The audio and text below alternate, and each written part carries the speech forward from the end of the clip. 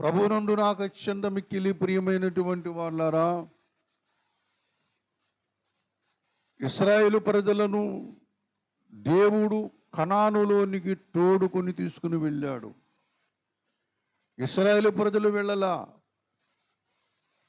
ఐగుప్తు దేశములో పస్కాను తిని ఐగుప్తు దేశమును దాటి ఎర్ర సముద్రము దాటి అందరూ సముద్రములో బాప్టిజం పొందినప్పటికీ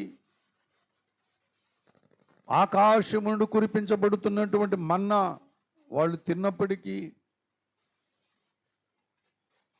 ఆయన బండలోనిది త్రాగినప్పటికీ, దేవుని బిడ్డలారా, వారి యొక్క కార్యమును బట్టి దేవుడు వారిని కనానులోనికి ప్రవేశపెట్టలేదు. కానీ దేవుడు తన ఉపకారాత్మ ద్వారా ఆ ప్రజలను కనానులో ప్రవేశపెట్టాడని నెహెమ్యా గ్రంథములో భక్తుడైనటువంటి నెహెమ్యా చెబుతూ ఉంటున్నాడు. ఆయన సంకల్పము చొప్పున వారిని తీసుకుని వెళుతూ ఉంటున్నాడు. ఆ మహిమ మేఘములో వారిని తోడుకొని తీసుకుని వెళ్ళాడు కనానులోనికి. అలాగుననే మన ఆత్మీయ జీవితములో ఈ భూమి మీద మన ఈ యాత్రలో పరలోక రాజ్యము చేరుకోవడం అది మన వలన కలిగేది కాదు. దేవుని దగ్గరికి వెళ్ళిపోతామని మనం అనుకుంటూ ఉంటాం, కానీ దేవుని దగ్గరికి వెళ్ళడం అది మన చేతుల్లో లేదు. నిత్యత్వములో యుగయుగాలు ఉండే లోకములోనికి వెళ్ళడం మన చేతుల్లో లేదు. ఆనాడు ఇశ్రాయేలు ప్రజలను ఏ ఉపకారాత్మ అయితే తీసుకుని వెళుతూ ఉన్నాడో, ఈనాడు ఆ పరిశుద్ధాత్మ దేవుడు యేసు ప్రభువారి ద్వారా మన మధ్యకు రవాణా చేయబడినటువంటి పంపబడినటువంటి దేవుడు, ఆయన యొక్క అడుగు జాడలు నడిస్తేనే, ఆయన మాట వింటేనే, ఆయన మాట గైకొంటేనే మనము దేవుని రాజ్యములోనికి వెళతామనే సంగతి పరిశుద్ధాత్మ దేవుడు వాక్యము ద్వారా మనకి తేటగా బయలుపరుస్తూ ఉంటున్నాడు. మన ప్రవర్తన మన ఆధీనములో లేదని దేవుడు చెబుతూ ఉంటున్నాడు. నేను నడవకూడదు అని మనం అనుకుంటాం, కానీ మనం అనుకున్న మరుక్షణమునే అదే స్టెప్ మనం అక్కడ వేస్తూ ఉంటాం. ఏదైతే చేయకూడదు అనుకుంటామో అది చేస్తూ ఉంటాం. ఇరిమ్యా గ్రంథంలో చెబుతూ ఉంటాడు, నరులు తమ మార్గమును ఏర్పరచుకునుట వారి వశములో లేదు అని చెబుతూ ఉన్నాడు. నీ మార్గమును ఏర్పరచుకోవడం నీ వశములో లేదు. లేక నీ దానమును బట్టి, నీ ధర్మాన్ని బట్టి, నీ మంచితనాన్ని బట్టి, నీ యొక్క ఉపకారమును బట్టి, నీ మేలును బట్టి, నీ దాన గుణమును బట్టి దేవుడు నన్ను చూసి మెచ్చుకుంటాడు, నాకు పరలోకం ఇస్తాడు, స్వర్గం ఇస్తాడని ఒకవేళ నువ్వు అనుకున్నట్లయితే నీ మార్గము తప్పు, నీ ఆలోచన తప్పు. ఎందుకంటే దేవుని యొక్క వాక్యం చెబుతూ ఉంటున్నది, తమ మార్గమును ఏర్పరుచుకుని నరుల వశములో లేదు. అయితే మనము దేవుని మార్గములో వెళ్ళాలంటే అది దేవుని పరిశుద్ధాత్మ వశములో ఉన్నది. పరిశుద్ధాత్మ దేవుడు అందుకొరకు మనకి ఇవ్వబడ్డాడు. ఆయన ఆధీనములోనికి, ఆయన స్వాధీనములోనికి, అధికారములోనికి, ఆయన యొక్క సార్వభౌమ అధికారములోనికి, ఆయన చిత్తములోనికి, ఆయన ప్రణాళికలోనికి మనము ప్రతి వాళ్ళు వచ్చి తీరాలి, రావాలి. అక్కడ మన జ్ఞానం పనిచేయదు, మన అహం పనిచేయదు, నీ ఆలోచన పని చేయదు. ప్రభునందు ప్రియమైన అన్నీ కూడా స్విచ్ ఆఫ్ అయిపోవాలంటే అక్కడ. కానీ మన ఆత్మీయ జీవితంలో దేవుని దగ్గర ప్రశ్నించే తత్వము కూడా శరీరములో ఉన్నది. లోకమును చూసే తత్వము కూడా మన శరీరములో ఉన్నది. ప్రతిరోజు, ప్రతి దినము, ప్రతి గడియ అగ్నిస్తంభమును, మేఘస్తంభమును, పరలోకము నుంచి కురిపించబడుతున్నటువంటి దేవదూతల ఆహారమును, బండలోంచి పారుతున్న నీటిని, దేవుని ఆశ్చర్య కార్యములు చూస్తూ ఇశ్రాయేలు ప్రజలు దేవుని నుంచి తొలగిపోయారు. వాళ్ళకంటే మనం గొప్పవాళ్ళం కాదు. వాళ్ళు చూస్తూ ప్రత్యక్షంగా చూసి తొలగిపోయారు. కానీ అటువంటి అద్భుతం మన దగ్గర లేదు. ఆ మేఘస్తంభము లేదు, ఆ అగ్నిస్తంభము లేదు, వెంబడించే బండ లేదు, ఆ బండలోంచి కారుతున్న ప్రవాహము లేదు మన మధ్యన. మన మధ్యన ఉన్నది ఒకటే, దేవుని వాక్యం. మన మధ్యన ఉన్నది దేవుని వాక్యము. దేవుని యొక్క సర్వశక్తి మంతత్వం మన మధ్యన ఉన్నది. వాక్యరూపిగా మన మధ్యన ఉన్నాడు. అందుకుని యోహాను పరిచయం చేస్తాడు. ఆడియందు అంటే ఓం ప్రథం అంటారు చూడండి. లోకంలో ఏమంటారు? ఓం ప్రథమంగా అంటూ ఉంటారు. అంటే మొట్టమొదట ఆయనే ఉన్నాడు. ఎవరు కూడా దూతలు లేరు, నక్షత్రాలు లేవు, ఆకాశం లేవు, భూములు లేవు, మహిమ ప్రపంచలేమి కూడా లేవు. ఓం ప్రథములో ప్రప్రథముడుగా ఉన్నటువంటి ఆ కాలమును గురించి మాట్లాడుతూ ఉన్నాడు. ఆయన ఒక్కడే ఉన్నాడు. ఆ తర్వాత ఆయనలో నుంచి సమస్తము కూడా వచ్చాయి ఈ భూమి మీదకి. ఈ భూమి వచ్చింది, ఆకాశంలో వచ్చాయి, నక్షత్రాలు ఇవన్నీ కూడా వచ్చాయి. ఆయన నుండే సమస్తము కలిగినది. ఆయన సార్వభౌమ అధికారము కలిగినటువంటి వాడు. ప్రభునందు ప్రియమైనటువంటి వాళ్ళారా, దేవుని బిడ్డలారా, ఈ మాటలు మనము జాగ్రత్తగా ఆలోచించాలి, గ్రహించాలి. ఈనాడు దేవుని యొక్క వాక్యం మన మధ్యన ఉన్నది. ఆదియందు వాక్యం ఉండెను, వాక్యము దేవుని యొద్ద ఉండెను, వాక్యము ఆ వాక్యమే సర్వ ప్రపంచములను నిర్మించెను. దేవుని వాక్యమే ప్రపంచాలు నిర్మించింది. దేవుని వాక్యమే పంచభూతాలు నిర్మించింది. దేవుని వాక్యమే సమస్తమును కూడా కలుగు చేసింది. ఆయన లేని సృష్టమంటూ ఒకటి కూడా లేదు. ఈనాడు నీవు దేవుని యొక్క సర్వశక్తిని మనం గమనించవలసిన వారమై ఉంటున్నామని మనము చేస్తూ ఉంటున్నాం. దేవుడు ఎంత సర్వశక్తిమంతుడో మనం ఎరిగి ఉండాలి. ఎందుకంటే ఆ దేవుడే నిన్ను తన దగ్గరకు, తనుండి స్థలములోనికి, పరలోకములోనికి, ఆ మహిమ ప్రపంచములోనికి, దేవుని బిడ్డలారా, ఆయన ఒక్కడు మాత్రమే నిన్ను తీసుకుని వెళ్ళగలడు. ఆయన ఒక్కడు మాత్రమే నిన్ను ఆయన తీసుకుని వెళ్ళాలి. ఇశ్రాయేలు ప్రజల గురించి చెబుతూ ఉన్నాడు. పక్షిరాజు తన రెక్కల మీద తన పిల్లలను ఏ విధంగా మోసుకుని వెళుతూ ఉందో, అలాగే మిమ్మల్ని నా రెక్కల మీద మోసుకుని కనానుకు తీసుకుని వచ్చానంటూ ఉంటాడు. హల్లెలూయా. దేవుని బిడ్డలారా, మనము కూడా ఆయన రెక్కల మీదే మనం ఎక్కడికి వెళ్ళాలి? పరలోక రాజ్యము చేరుకోవాలి. ఆ రాజ్యము చేరుకోవడానికే ఈ భక్తి.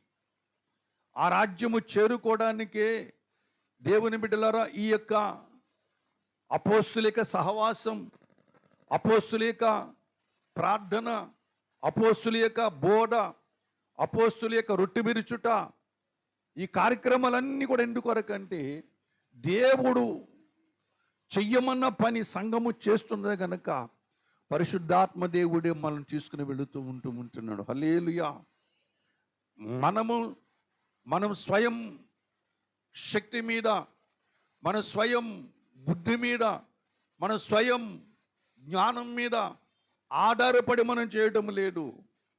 దేవుని శక్తి మీద, దేవుని కృప మీద ఆధారపడి మనము ఈ భూమి మీద నడవవలసిన వారమై ఉంటున్నామని మనం చేస్తూ ఉంటున్నాం.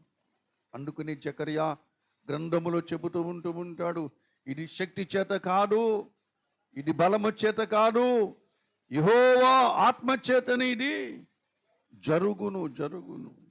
ఎలా జరుగుద్ది? దేవుని ఆత్మ చేతనే జరుగుద్ది. పరలోకం వెళ్ళడం అనేది కూడా దేవుని ఆత్మ చేతనే జరగాలి. అందుకు మనమందరము కూడా దేవునికి మనము లోబడాలి. దేవుని వాక్యానికి మనం ఏం చేయాలి? లోబడాలి. ఆ సిలువ మీద ఇద్దరు దొంగలు ఉన్నారు.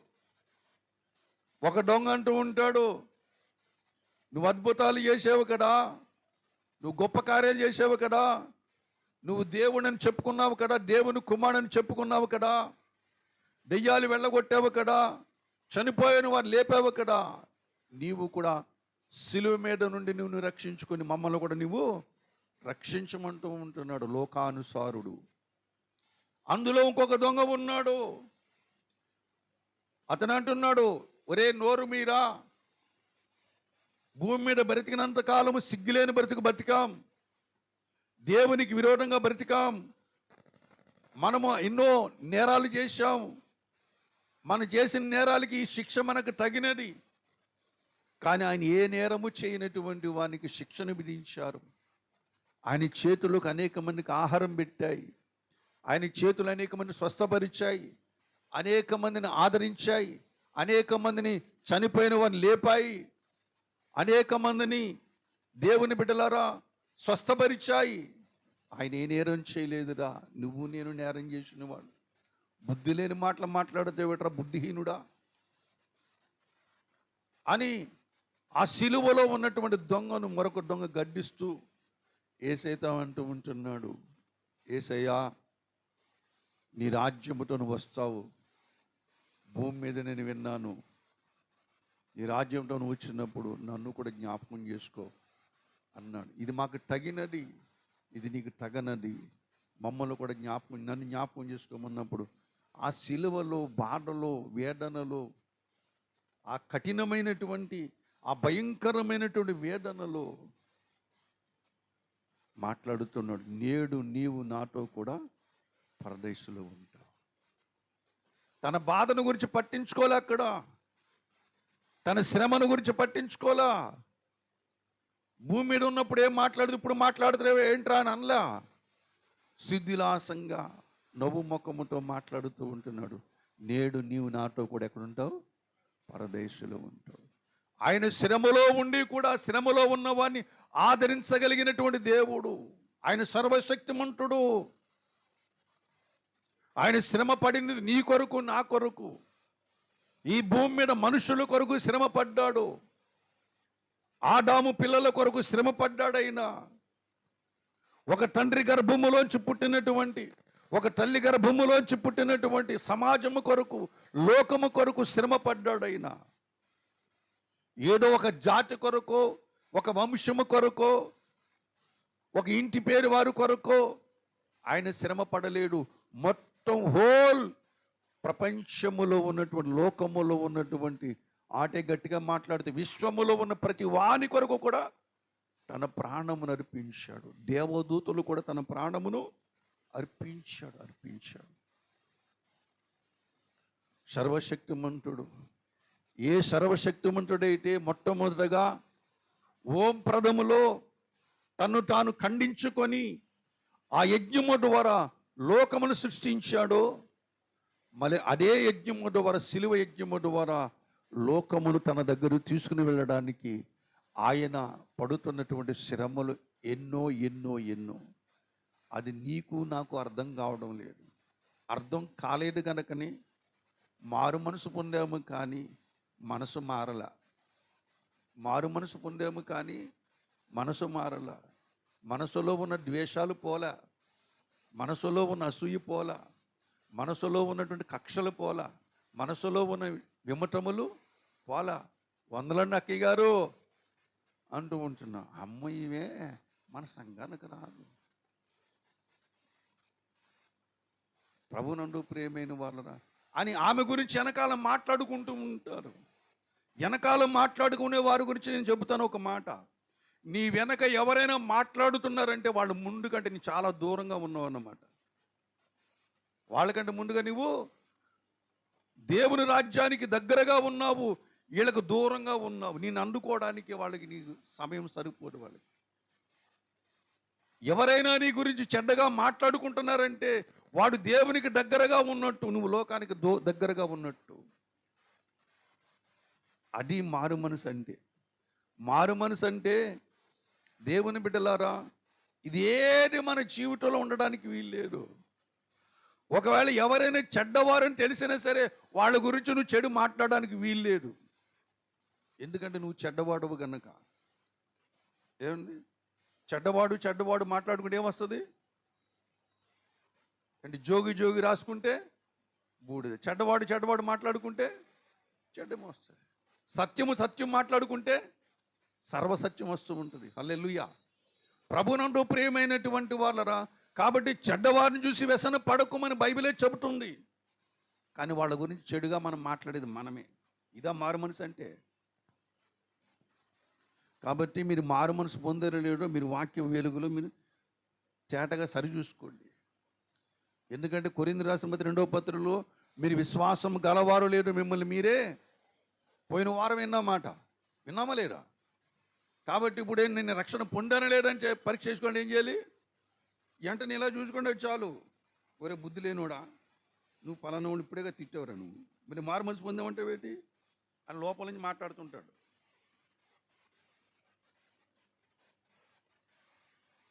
ఏ వ్యక్తి కూడా తృణీకరింపబడిన వాడు కాను. దేవుడు సిలువకు అప్పగించబడుతున్నప్పుడు బరబ్బాను కూడా చూసి నవ్వాడు. ఎవరిని చూసి? బరబ్బాను కూడా చూసి, బండిపోటు దొంగను చూసి ఏం చేశాడు? నవ్వాడు. నా వల్ల నీకు విడుదల దొరుకుతుందిరా, నేను సిలువకు అప్పగించబడకపోయినట్లయితే నీకు విడుదల లేడు. దేవుని బిడ్డలారా, దేవుని ప్రేమంత గొప్పది. మారు మనసు అంటే మనము యేసు ప్రభువుని అంగీకరించడం కాదు. మారు మనసు అంటే ఆదివారం గుడికి వెళ్ళడం కాదు. మారు మనసు అంటే మన స్వభావం మారాలి, మన బుద్ధులు మారాలి. ఇంటిలోనే ఉన్నాడు, తండ్రి ఆస్తంతా అనుభవిస్తున్నాడు. 2 కొడుకులు, తండ్రి ఇంటిలోనే ఉన్నాడు. తండ్రి ఇంట్లో మా నాన్న ఆస్తి, నాన్న ఆస్తిని కమ్మను హక్కుదారుడు అడిగాడు, ఇచ్చేశాడు. అంతే. ప్రభు నందు బుద్ధి ఉండి అడిగాడు, బుద్ధి లేకుండా అడిగాడా? బుద్ధి లేకుండా అడిగాడు. అందుకనే వాడి దగ్గరికి ఏమొచ్చిన తర్వాత పందుల దగ్గర ఉన్నప్పుడు బుద్ధి వచ్చింది. అది మారు మనసు అంటే. ప్రభునందు ప్రియమైనటువంటి వాళ్ళరా, ఒకప్పుడు గర్వం, ఒకప్పుడు అతిశయం, ఒకప్పుడు తన శక్తి, తన జ్ఞానము తన యొక్క మీద ఆధారపడి ఇంకా గొప్పవాడైపోదాం అనుకున్నాడు. దేవుని కంటే గొప్పవాడు ఎవడు భూమి మీద లేదండి. ఆయనే గొప్పోళ్ళు చేయాలి. ఎవడైనా సరే ఆయన దేవుడు గొప్పోడు చేశాడు అనుకోండి, ఇంకా ఆడంత గొప్పోడు ఎవడు కూడా లేడు. అందులో సొలొమోను కూడా ఉన్నాడు. భూమి మీద సొలొమోను అంత గొప్పవాడు ఎవడు లేడు. సొలొమోను జ్ఞానము కలిగిన వాడు కూడా ఎవడు లేడండి భూమి మీద.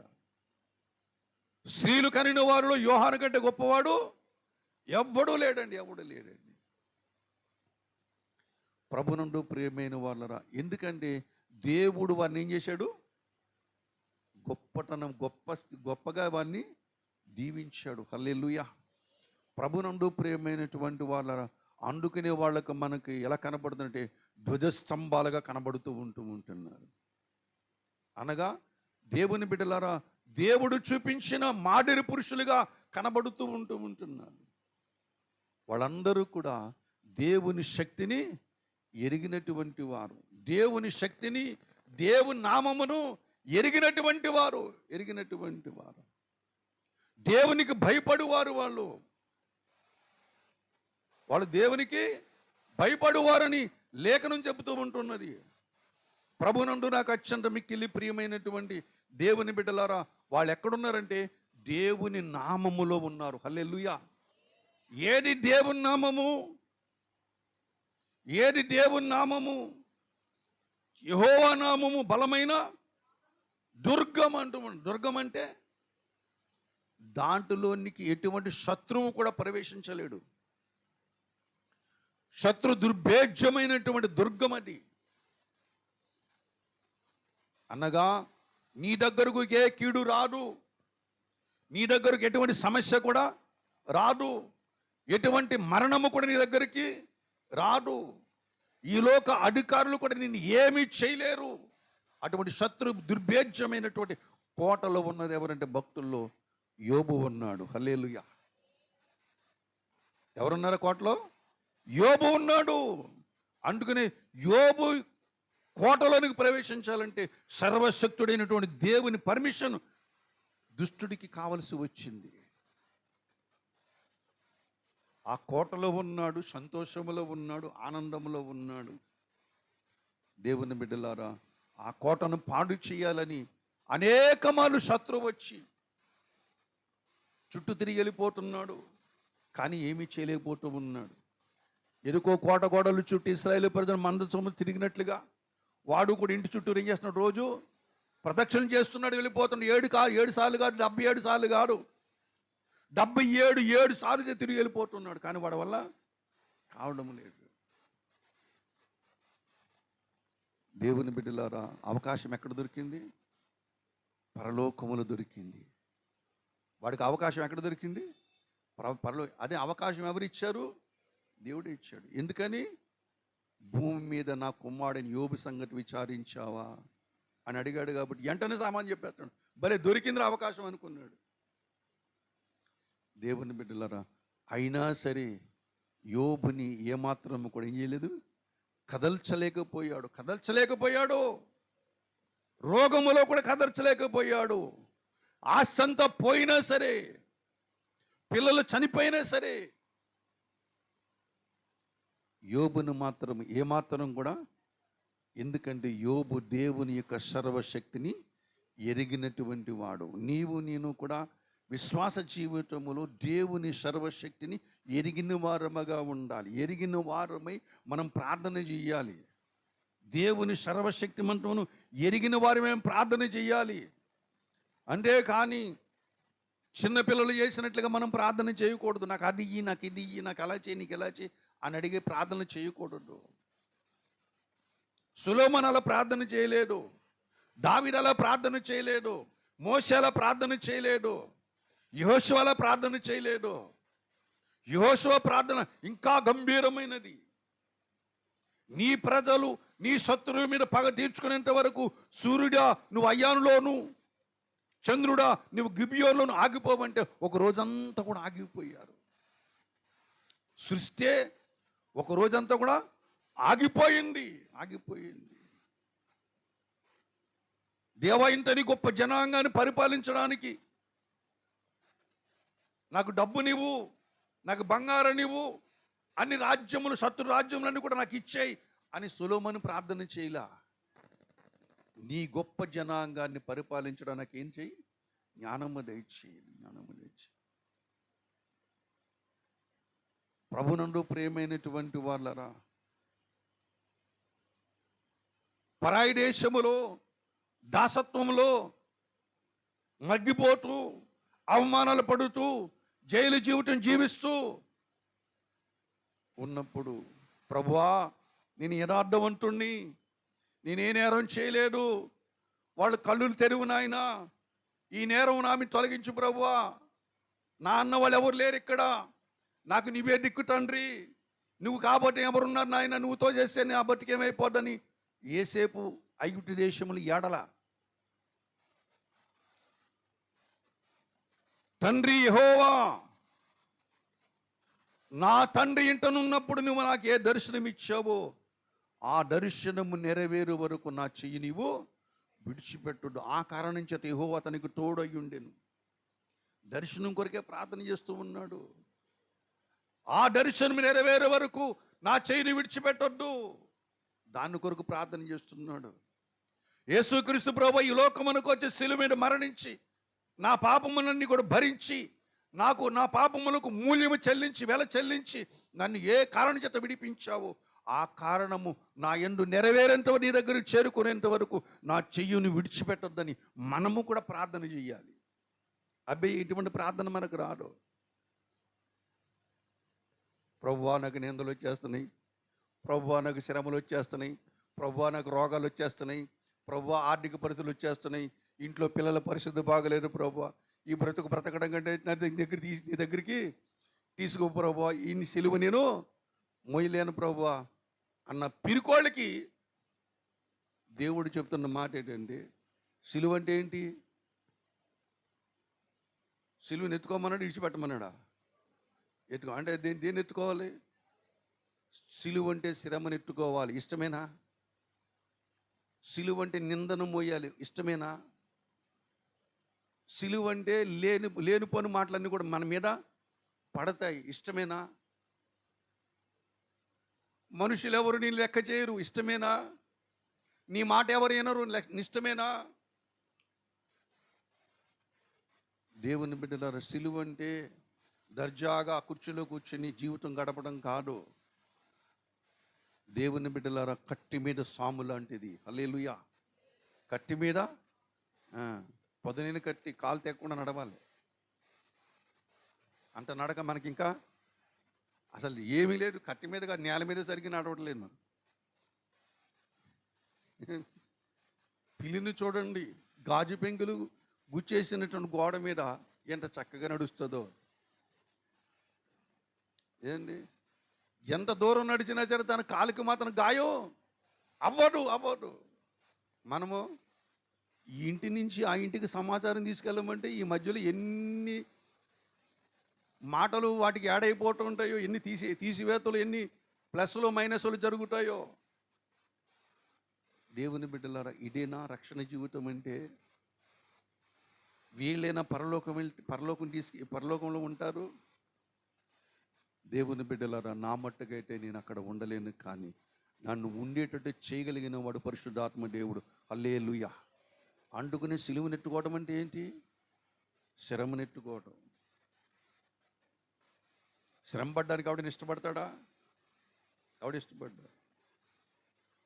సువార్త పత్రికలు పంచిపెడుతుంటే ఇలా కొట్టేస్తున్నారండి, ఇలా దూషించేస్తున్నారు కాబట్టి పత్రికలు పంచిపెట్టి ఇంట్లో మూల కూర్చుందాం అనుకుంటావా? అసలు అనుకోకూడదు. దేవుని బిడ్డలారా, ఒక ఆమె మొన్న యూట్యూబ్లో చూశాను. యూట్యూబ్లో ఒక ఆమె మాట్లాడుతూ ఉంటున్నది, చక్కటి మాటలు మాట్లాడుతున్నది. ఎవరైనా సువార్త ప్రకటన చేయాలంటే గుండె నిండా ధైర్యముతో నింపబడండి. అంతేగాని ఎవరు సువార్త ప్రకటిస్తూ ఉన్నప్పుడు, మీ దగ్గరకు వచ్చినప్పుడు, ఇదిగో మేము చెప్పిన మాట చెప్పు, నువ్వు మోకరించు, నువ్వు ముక్కు నేలకు రాయి అని చెప్పినా సరే ససేమరు ఒప్పుకోకండి. ఒక ఆమె చెబుతాం, ఒక తల్లి చెబుతుంది మాట. ససేమరు ఒప్పుకోకండి. రాజ్యాంగం నీకు ఇచ్చిన హక్కు, రాజ్యాంగం ఇవ్వకపోయినా దేవుడికి ఇచ్చిన బాధ్యత, ఉద్యోగం. ఏం చేయాలి మనం? సువార్త ప్రకటన చెయ్యాలి. సువార్త ప్రకటించడమే అదే మన జీతం. ఉద్యోగస్తులు నెల ఇస్తారు జీతాలు, మనకి ఎప్పుడు ఇస్తారు? నేను కూడా మరి ఇంట్లో సభ్యురాలేనండి, నాకు కూడా జీతం ఇస్తారా? కానీ ఇక్కడ ఉన్న అందరికీ జీతాలు ఇస్తాడు ఆయన. ఈ జీతం ప్రతి నెల ఖర్చు అయిపోతుంది. మళ్ళీ నెల వచ్చేసరికి ఆడి కోసం ఎదురు చూడటమే. ఇవ్వకపోతే గలిబిలి గందరగోళం. రూపాయి అప్పు చేయవలసింది 1000 రూపాయలు చేస్తాం. జీతం వచ్చినా సరే సరిపోదు. కానీ అక్కడికి వెళ్ళిన తర్వాత ప్రతి వారికి కూడా ఏం ఇస్తాడైనా? నువ్వు రక్షించబడిన దినం మొదలుకొని యేసువుడిలో తలవాల్చి యేసు కొరకు ఏమేం పనులు చేసావు అన్ని పనులకి కలిసి ప్రతి నెల జీతమును అక్కడ సిద్ధపరిచాడు. అక్కడ ఎన్ని సంచుల నిండా కుక్కుని వస్తాడు అక్కడ, మరి తెలియదు. ఎన్ని పెట్టెలు మోసుకొస్తాడు, ఆ పెట్టెల నిండా బంగారం ఉండొచ్చు, డబ్బు ఉండొచ్చు, అన్నీ ఉంటాయి అక్కడ. ఎందుకంటే ఇదిగో నేను త్వరగా వచ్చుచూ ఉన్నాను. ప్రకటన గ్రంథం చూడండి దయచేసి. ప్రకటన గ్రంథం ఆఖరి అధ్యాయం చదివేడు, మీకు తెలిసి తీసుంటే, ఇదిగో త్వరగా వచ్చుచూ ఉన్నాను, వాని క్రియలు చొప్పున ప్రతి వానికి ఇచ్చుటకు. ఆఖరి అధ్యాయం 12 వచ్చిన, ఇదిగో త్వరగా వచ్చుచున్నాను, వాని క్రియలు చొప్పున ప్రతి వానికి ఇచ్చుటకు నేను సిద్ధపరిచిన జీతము నా యొద్ద ఉన్నది. ఎందుకు వస్తున్నాను? నేను తీసుకుని వెళ్ళడానికి కాదు, జీతం ఇవ్వడానికి కూడా వస్తుంటున్నాను. దేవుని దగ్గరికి వెళ్ళిన తర్వాత ఎక్కడికి వెళ్తాం మనం? ట్రెజరీ దగ్గరికి వెళ్తాం. దేవుడు స్లిప్ ఇస్తాడు, ఇదిగో వీడికి జీతం ఇవ్వమని చెప్పి పంపిస్తాడు. అప్పుడు ఇక్కడ తీసుకోవాలి, వెళ్ళి సంతకం పెట్టి ట్రెజరీలోకి వెళ్ళి తీసుకోవాలి అండి. అప్పుడు మనం ఏం పట్టుకుని వెళ్ళాలి? పెట్టి సరిపోదు. ఎందుకంటే 1 నెల జీతం, సంవత్సరం జీతం కాదది. నీ జీవితకాలం అంటావు నువ్వు దేవుని కొరకు శ్రమ పడ్డావే, యేసు సిలువను మోసావే, నిందలు పడ్డావే, అవమానాలు పడ్డావే, కొట్టబడ్డావే, అవమానపరచబడ్డావే, మనుషులు చేత్కరించబడ్డావే. నేను చులకనగా చూశారే, వీటన్నిటికీ కూడా దేవుడు ఏమిస్తాడు? జీతం ఇవ్వబోతూ ఉంటాడు. సిలువను మోసినందుకు జీతం ఇస్తాడు. ఆ సిలువను మన మీద పెట్టింది ఎవరు? పరిశుద్ధాత్మ దేవుడు మన మీద పెట్టాడు. కాబట్టి సిలువను ఎలా మోయాలి? హత్తుకుని మోయాలి, ఇష్టపడి మోయాలి. సువార్త పని ఎలా చేయాలి? ఇష్టపడి చేయాలి, కష్టపడి కాదు. ఎలా చేయాలంట? ఇష్టపడి చేయాలి. ప్రభునందు ప్రియమైనటువంటి చదువును మాత్రం కష్టపడి చదువుకోండి. కానీ సిలువను మోయటం అనేది ఎవరు ఇష్టపడతారు? నిందపడటం నీకు ఇష్టమా అమ్మా? ఏమండి, అవమానపడడం నీకు ఇష్టమా? భయంకరమైన రోగములు మన మీద దాడి చేస్తాయి, వాటిని భరించాలి, ఇష్టమా? రోగముల్ని మీద దాడి చేసిన, శ్రమలని మీదకి దాడి చేసిన, ఆర్థిక పరిస్థితుల మీద దాడి చేసిన, ప్రభునందు ప్రియమైన నువ్వు దాక్కోవలసిన సిలువ దగ్గరే. హల్లెలూయా. నువ్వెక్కడ దాక్కోవాలి? సిలువ దగ్గరే దాక్కోవాలి, ఆ బలిపీఠం దగ్గరే దాక్కోవాలి. దావీదు అంటాడు నా దాగు చోటు ఎందుకన్నాడు మాట? ఆయన ఈ లోకపు శక్తులన్నిటికంటే దేవుడు సర్వశక్తిమంతుడని దావీదు ఎరుగును గనక. హల్లెలూయా. దేవుని బిడ్డలారా, పరాయి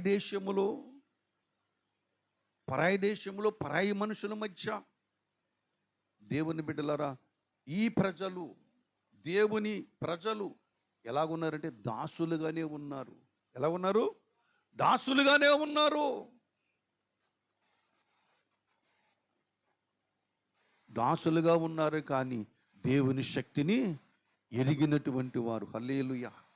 మొర్దెకై దాసుడే. అహష్వేరోషు పరిపాలనలో మొర్దెకై దాసుడే.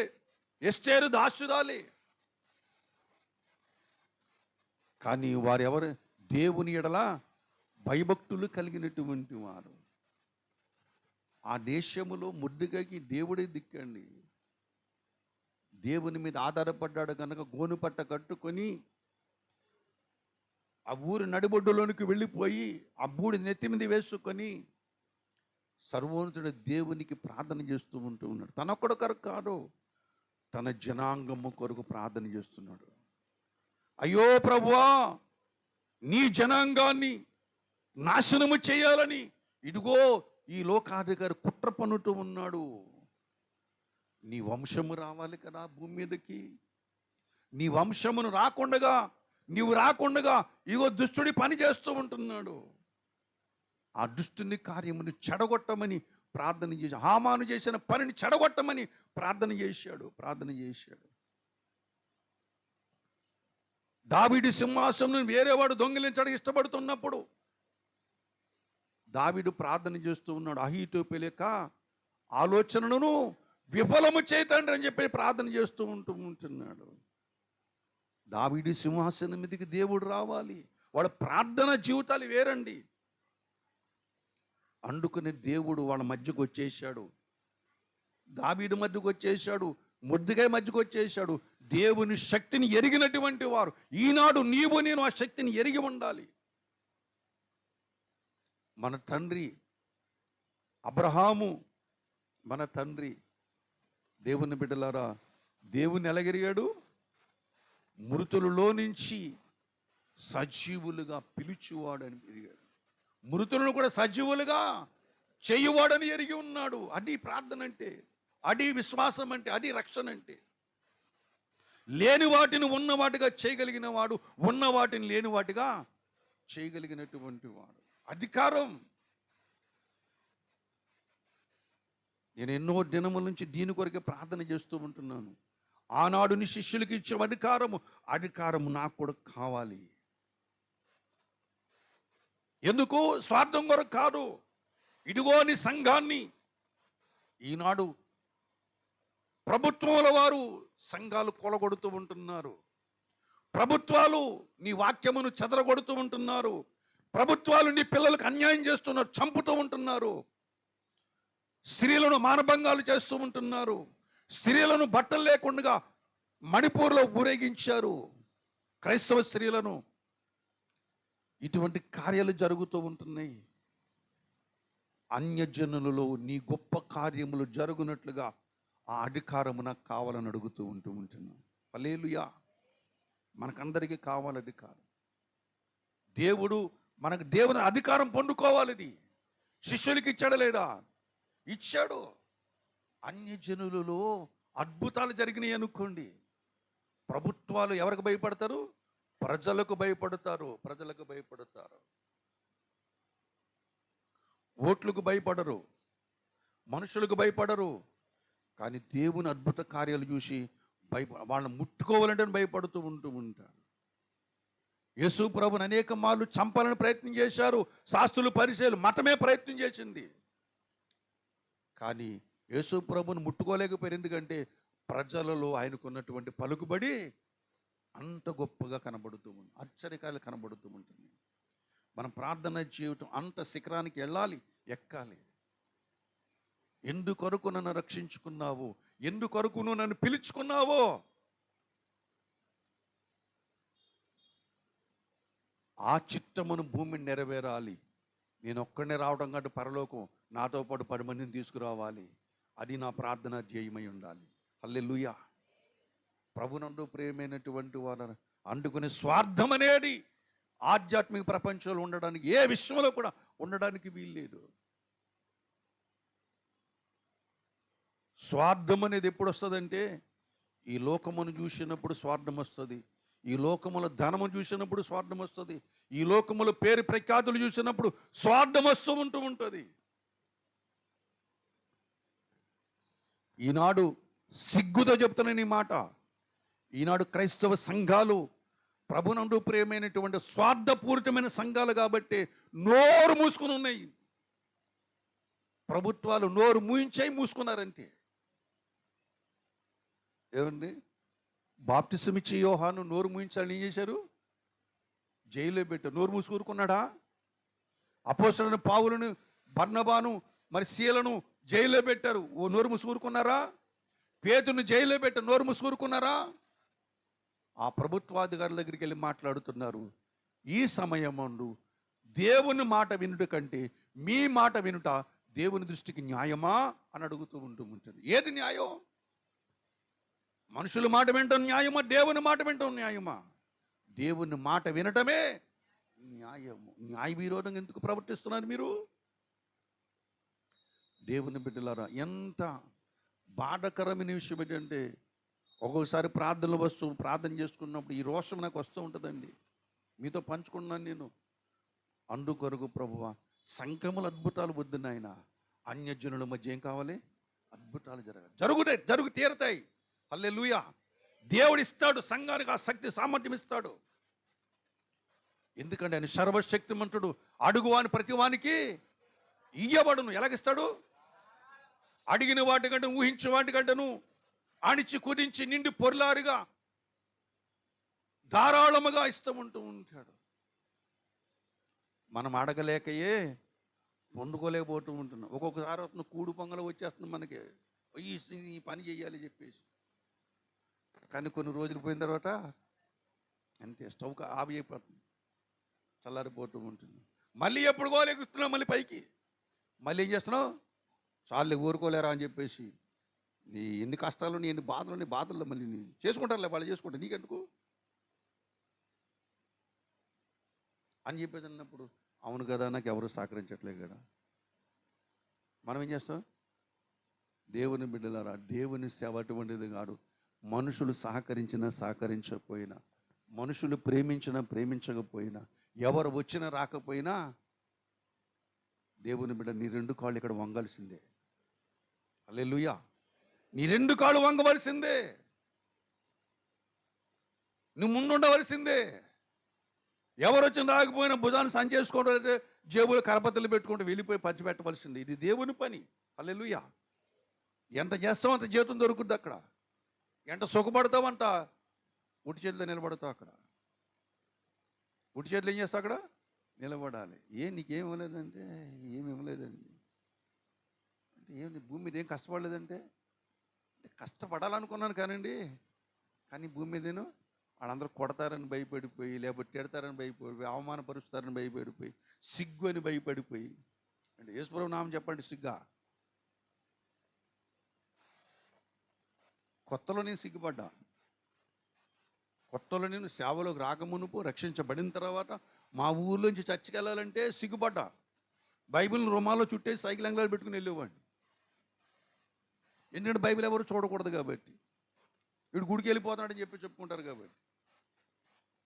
కానీ తర్వాత తెలిసింది బైబిల్ని ఎక్కడికి వెళ్ళినా సరే నెత్తిమే పెట్టుకుని వెళ్ళాలని తెలిసింది. హల్లెలూయా. ఇప్పుడు ఎక్కడ ఏ ప్రయాణం చేసిన, రైల్లో ప్రయాణం చేసిన, విమానంలో ప్రయాణం చేసిన బైబిల్ కనపడుతుంది, పైకి కనపడవలసిందే. ఎందుకని? బైబిల్ నా చేతిలో ఉందంటే వీడు దేవుని నమ్ముకున్నవాడు రోయ్ అని చెప్పి తెలుసుకోవాలండి. చాలా గట్టి అదే సువార్త. దేవుని బిడ్డలారా, కనుక దేవుని యొక్క సర్వశక్తిమంతమును మనం ఎరిగిన వారమై ఉండాలి. అబ్రహాం అలా ఎరిగాడు. ఆ తండ్రి బిడ్డలమని చెప్పుకుంటున్నాం. ఆ తండ్రి మన బిడ్డలని, వీళ్ళు నా బిడ్డలని చెప్పుకోవడానికి ఆయనకి ఏముండాలనికి? అతిశయం ఉండాలి. మనం చూసి చెప్పుకుంటాడు అతిశయంగా, చెప్పుకునేటట్టుగా ఉండాలి. న్యాయము గురించి, సత్యము గురించి, నిజము గురించి, యథార్థత గురించి మాట్లాడేవారంగా ఉండాలి. మనమే తప్పుడు సమాచారం చెప్పడం లేదు, మన అబద్ధం ప్రచారం చేయడం లేదు, మన పుక్కిటి పురాణాలు పరిచారం చేయడం లేదు. మనం ప్రచారం చేస్తున్నది సత్యము, మనం మాట్లాడుతున్నది నిజము, మనం జీవిస్తున్నది యథార్థత. ఈ మూడు కూడా మనం చేస్తూ ఉంటున్నాం. కాబట్టి ఈ మూడు గురించి సిగ్గుపడవలసిన పని లేదు. అందుకని అంటూ ఉంటున్నాడు, దేవుని బిడ్డలారా, ఆయన సర్వశక్తిమంతుడు. ఆయన గురించి ఎంతోమంది చెప్పారండి. మొర్దెకై చెప్పాడు, ఎస్తేరు చెప్పింది, యేసేపు చెబుతూ ఉన్నాడు, అలాగే ఆశ్చర్య చెబుతూ ఉంటున్నాడు. అలాగే నెబుకద్నెజరు కూడా, ప్రపంచ చక్రవర్తి అయిన నెబుకద్నెజరు చెబుతున్నాడు. ఎవరు? దేవుడు సర్వశక్తిమంతుడని చెబుతూ ఉన్నాడు. దయచేసి దానియేలు గ్రంథం 4వ అధ్యాయం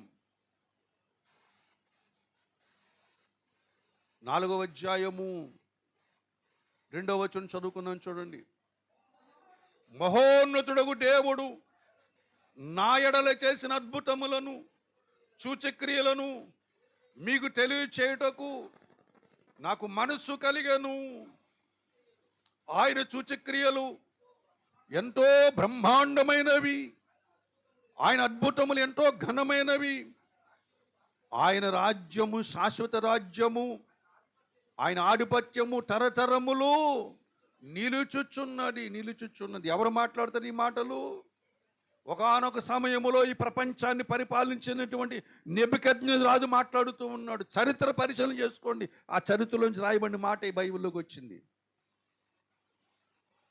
ఆశ్వరేషు కూడా చెబుతూ ఉన్నాడు, నెబుకద్నెజరు చెబుతూ ఉంటున్నాడు.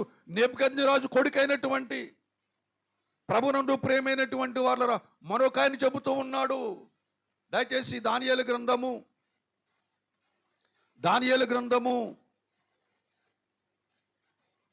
6వ అధ్యాయము 26వ వచనం చదువుకుందాం చూడండి. దర్యావేషు చెబుతూ ఉన్నాడు, నా సముఖమును నియమించినదేమనగా,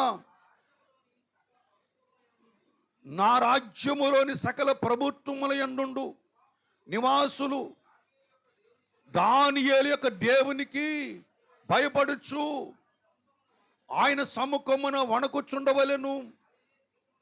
ఆయనే జీవము కలిగిన దేవుడు, ఆయనే యుగయుగములు ఉండువాడు, ఆయన రాజ్యమునకు నాశనము కారేరును. నెబుకద్నెజరు చెబుతున్నాడు, తన కుమారుడైన దర్యావేషు రాజు కూడా చెబుతూ ఉంటున్నాడు,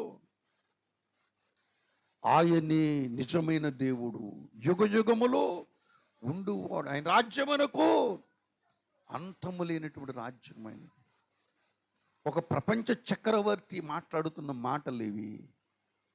పరిశుద్ధాత్మ దేవుడు ఆయనలోంచి మాట్లాడుతున్న మాటలు ఇవి, గ్రంథస్థం చేయబడ్డాయి.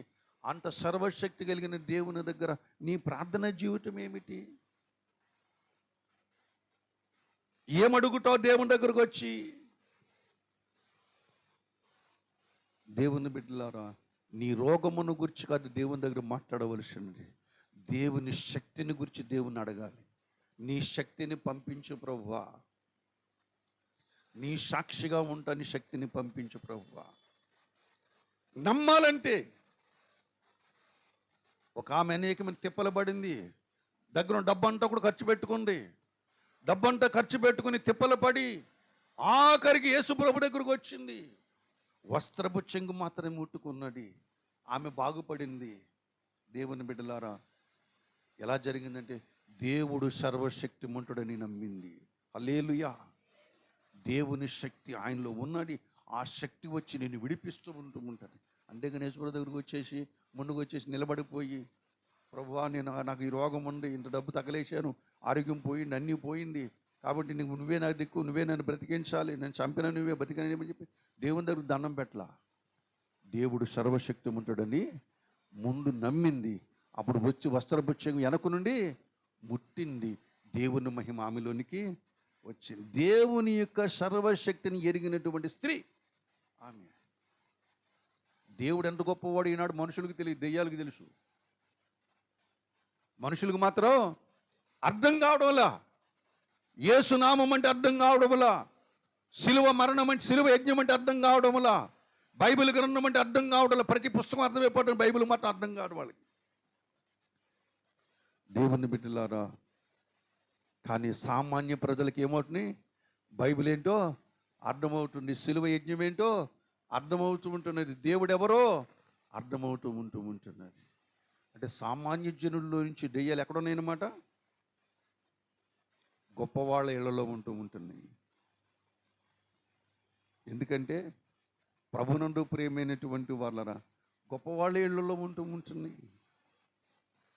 అక్కడ వాళ్ళకి నివాసం జరుగుతుంది, కానీ ఇక్కడ వాళ్ళకి నివాసం దొరకటం లేదు.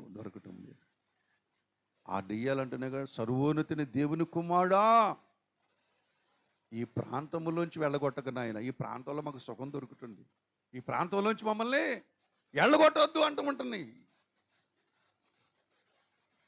అంటే ఆ ప్రాంతంలో ఏం దొరుకుతున్నాయన్నమాట, సర్వోన్నతుని దేవుని కుమారుడు, అధికారం గలవాడని వాడికి తెలిసింది, వెళ్ళగొట్టగలిగిన అధికారం ఆయనకు ఉన్నదని తెలిసింది. కానీ మనుషులకు మాత్రం, ఈనాడు క్రైస్తవ సమాజానికి కూడా తెలియటం లేదు. సర్వశక్తిమంతుడని ఆయన మీద ఆధారపడదామని అనుకోవడం లేదు. దేవుని బిడ్డలారా, దేవుని శక్తి మీద ఆధారపడండి. దేవుడు నిన్ను బ్రతికించగలడు. దేవుడు నిన్ను నిత్య జీవములోనికి, ఆయన రాజ్యములోనికి తీసుకుని వెళ్ళగలిగిన సామర్థ్యము కలిగిన దేవుడు, నమ్మదగిన దేవుడు. ఆయన మీద ఆధారపడండి. ఏ సమస్య రానివ్వండి, ఆయన మీద ఆధారపడండి. సమస్య రాక మునిపే దేవుని దగ్గరికి రండి, శోధనలు రాక మునిపే దేవుని దగ్గరికి రండి, దేవుని దగ్గరకు వచ్చి అడగండి. అంతేగాని సమస్యను తెచ్చుకున్న తర్వాత దేవుని దగ్గర అడగడం కాదు. మన బుద్ధి అటువంటిది. శోధనలోకి వచ్చిన తర్వాత ప్రార్థన చేస్తాం, శోధన రాకముందు ప్రార్థన చేస్తామా? శోధన రాకముందు ఎక్కడ ఉంటాం మనం? లోకంలో తిరుగుతాం, ఖాళీ లేకుండా తిరుగుతాం. అమ్మ ప్రార్థన రమ్మంటే, అయ్యగారు ఖాళీ లేదండి, అయ్యగారు మా ఆయనగారు ఒప్పుకోరండి, అయ్యగారు మా ఇంట్లో వాళ్ళు ఒప్పుకోరండి అంటూ ఉంటారు. అయ్యగారు మా కులం ఒప్పుకోరండి, యేసుప్రభువు నమ్మనండి, మా కులం ఒప్పుకోరండి అంటూ ఉంటాం. కానీ శోధన వచ్చిన తర్వాత పాస్టర్ గారు ప్రార్థన చేయండి. యేసయ్య చెప్పాడు, ఆ మాట అర్థమైంది ఇప్పుడు ఎవరికైనా? మీరు శోధనలోనికి ప్రవేశింపకుండానట్లు మెళకువ కలిగి, అంటే శోధనలోకి వచ్చిన తర్వాత చేయాలా, శోధన రాకముందు చేయాలా? ఆ మాటకు అర్థం ఏంటి? ఆ మాటకు అర్థం ఏంటి? శోధనలు వస్తాయనా రావనా? వస్తాయని దేవుడు చెప్పాడు కదా. చెప్పినప్పుడు మనం ఏం చేయాలి? దాన్ని ఎదుర్కొని సిద్ధపడాలా? కాదు కాదు కాదు దానిలోనికి వెళ్ళకుండా ముందు నుంచి ఏం చేయాలి? మనం ప్రార్థన చేయాలి. మన పిల్లలు ఎదిగిన తర్వాత మరి మంచిగా ఉండాలంటే పుట్టినప్పటి నుంచి ఏం చేయాలి? వాళ్ళ కొరకు ప్రార్థన కాదు, వాళ్ళ కొరకు ఏదో డిపాజిట్ చేయాలి భూమి మీద బ్రతకడానికి. అంటే ఎదిగిన తప్ప చూసుకుంటావు, ఏం చూసుకుంటావు? ఏదో నువ్వు చుట్టూ 4 గోడలు ఉంటాయి అంతే. దేవుడు ప్రతిదీ ముందుగానే చెప్పాడు. మనం చేసిన తర్వాత అనుకున్నాం, అప్పుడు కుదరకపోతే ప్రభువా ఇది నీ చిత్తమో కాదో తెలియచేయను అని చేసేసావు. ఆల్రెడీ ఆ పని ప్రారంభించేసావు, ఆ ప్లాన్ వేసేసుకున్నావు, చేద్దామని దిగిపోయావు. కానీ అక్కడ ఏదో ఆటంకం వచ్చింది. దాని గురించి ఇప్పుడు ఏం చేస్తావు? నువ్వు నీ చిత్తమైతే కొనసాగించి ప్రభు, లేకపోతే మానేయమంటావా? నీ చిత్తాన్ని గౌరవిస్తాడు. ఆ టిప్పులు నువ్వు పడంటాడు అంతే. ఆ టిప్పులు నువ్వేం చేయాలి? పడాలంటే స్వయం అపరాధ కృతం. అది నిష్టమైన కార్యము కనుక నువ్వు భరించాల్సిందే. ప్రభునందు నాకు అత్యంత మిక్కిలి ప్రియమైనటువంటి వాళ్ళరా, కనుక మన ఆత్మీయ జీవితంలో ఎల్లప్పుడూ కూడా దేవుని శక్తిని ఎరిగిన వారమే ఉండాలి. ఈ లోకములోంచి నన్ను విడిపించగలిగిన వాడు, ఈ లేమి నన్ను ఏమీ చేయలేడు. ఈ లోకము నన్ను విడిపించగలిగిన వాడు, ఈ అవమానం క్రీస్తు ప్రేమ నుంచి నన్ను ఎడబాబు చేయలేడు. ఈ లోకము ఈ నింద నన్ను ఏమీ చేయలేడు అని చెప్పేసి లోకానికి మొండువడం అయిపోవాలి, దేవునికి ప్రియులైన పిల్లలం అయిపోవాలి. హల్లెలూయా. లోకానికి కొరకరాని కొయ్యి అయిపోవాలి, దేవునికి సంపూర్ణ విధేయులమైపోవాలి. దేవుని బిడ్డల అందుచేతని ఈ భూమి మీద యేసయ్యతో కాపురం సరిగ్గా చేయాలి. ఈ భూమి మీద ఎవరితో కాపురం చేయాలి? యేసయ్యతో కాపురం చేయాలి. ఏంది? పుట్టింటి నుంచి మెట్టింటికి వచ్చాం. పుట్టింటి నుంచి ఎక్కడికి వచ్చాం? మెట్టిల్లు. ఇది మీరందరూ మెట్టింట్లో ఉన్నారు, పుట్టింట్లో ఉన్నారా? మెట్టింట్లోనే ఉన్నా. దేవుని బిడ్డలారా, మరి మళ్ళీ పుట్టింటికి వెళ్ళామనుకోండి, మెట్టింటి నుంచి ఎలా ఉంటుంది? అమ్మాయి మెట్టింటి నుంచి పుట్టింటికి వెళ్ళిపోయింది అనుకోండి, నాకు ఈ భర్త వద్దు, లేదా ఈడు వద్దు, ఇలా వద్దు అని చెప్పేసి పుట్టింటికి వెళ్ళిపోయింది అనుకోండి, 4 రోజులు అమ్మాయి బాగున్నామా, ఏంటి ఇలాగ వచ్చేవాడిని అడుగుతారు. తర్వాత కొన్ని నెలలు పోయిన తర్వాత ఏమంటారు? ఇది దాని మొగుడితో కాపురం సరిగ్గా చేయలేదండి అంటారనరా? అంటే అమ్మాయి పెళ్ళైన తర్వాత మెట్టింటికి వచ్చిన తర్వాత పుట్టింటికి వెళ్ళడం ఎలాగ అవమానమో, దేవుని బిడ్డలారా, అలాగే పరలోకములో మన పుట్టి లేనటువంటి ఈ మెట్టింటి నుంచి ఆ పుట్టింటికి వెళ్ళకపోవడం అంతకన్నా ఘోరమైన అవమానం. ఇక్కడ పుట్టింటి నుంచి మెట్టింటికి వచ్చి, మెట్టింటి నుంచి పుట్టింటికి వెళ్ళడం తప్పు, కానీ పుట్టింటి నుంచి మెట్టింటికి వచ్చి పుట్టింటికి వెళ్ళకపోవడం మరి ఘోరమైన నేరం. మన పుట్టిలేది పరలోకం. మనం ఎక్కడికి చేరుకోవాలి? అక్కడికి చేరుకోవాలి. అక్కడికి చేరుకోవాలంటే దేవుని శక్తి మీద ఆధారపడాలి. అది చెబుతున్నాను మొట్టమొదటి నుంచి. దేవుని కృప మీద ఆధారపడాలి, దేవుని యొక్క ప్రణాళిక మీద ఆధారపడాలి, వాక్యం మీద ఆధారపడాలి, దేవుని యొక్క శక్తి మీద మనం ఆధారపడాలి, పరిశుద్ధాత్మ దేవుని మీద ఆధారపడాలి. అప్పుడు అంటూ ఉంటాడు, ఎవరి మనసు నీ మీద ఆనుకొనును వారిని పూర్ణ శాంతి గలవానిగా పరలోకం చేర్చేస్తాడు. హల్లెలూయా. అది మన గోల్. ఏది మన గోల్? అదే మన గోల్. పరలోకం చేరుకోవడమే మన గోల్. అందుకనే చెబుతూ ఉన్నాడు, యెహోవాను అండు కొరకు, యెహోవా నామము బలమైన దుర్గము. అక్కడ ఉన్నవాడు చెక్కు చెదరడండోయ్. ఆ దుర్గంలో ఉన్నవాడు ఏడు కూడా చెక్కు చెదరనివ్వదు. లేమి చెక్కు చెదరనివ్వదు, బాధలు చెక్కు చెదరనివ్వవు, రోగాలు చెక్కు చెదరనివ్వవు, ఆర్థిక పరిస్థితులు చెక్కు చెదరనివ్వవు, నిందలు చెక్కు చెదరనివ్వవు, అవమానాలు చెక్కు చెదరనివ్వవు, జైలు దెబ్బలు ఏమాత్రం చెక్కు చెదరనివ్వవు. కానీ వాళ్ళు టీవీగా ఎక్కడికి వెళ్తారు? దేవుని దగ్గరకు చేరుకుంటూ ఉంటారు. హల్లెలూయా. ఎందుకంటే వాళ్ళు దుర్గములో ఉన్నారు. అక్కడ దాక్కోవాలి, అక్కడ మన జీవనం కరిపోవాలి, అక్కడ మన జీవితం విశ్వాసం కొనసాగించుకోవాలి. కొనసాగించేవాడు ఎవరు? పరిశుద్ధాత్మ దేవుడు. దేవుడి మాటలు మన వెనుకలో దీవించునుగాక. ప్రార్థన చేసుకుందాం. తల్ల వంచండి.